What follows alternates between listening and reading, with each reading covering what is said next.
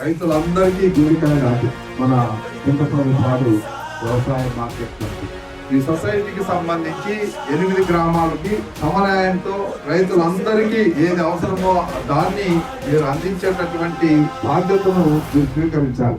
గతంలో వైసీపీ పాలనలో ఇక్కడ పనిచేసినటువంటి పాలక వర్గం ₹1 దుర్వినియోగం చేసింది. దాని మీద కేసులు నడుస్తున్నాయి. ఇప్పుడు మరి ఇక్కడ సెక్రటరీ గారికి నేను చెప్తున్నా సభాముఖంగా, అందులో ఎవరు ఇన్వాల్వ్ అయినా, ఏ పార్టీకి సంబంధించిన వాళ్ళైనా, ప్రజలకు సంబంధించి రైతులకు సంబంధించినటువంటి డబ్బు వాళ్ళకి అందాలి, తిరిగి సొసైటీకి రావాలి. పాలక వర్గంతో అన్ని విధాలుగా సహకరించి ఆ ₹1 విత్ వడ్డీతో సహా వసూలయ్యేటటువంటి బాధ్యతను మనము ఒక నెల 15 రోజుల్లో తీసుకోవాల్సినటువంటి అవసరం ఉంది. గుండె నిండా పసుపు ఉండాలి, ఆ కుటుంబంతో కలిసి నడవడానికి సిద్ధపడాలి.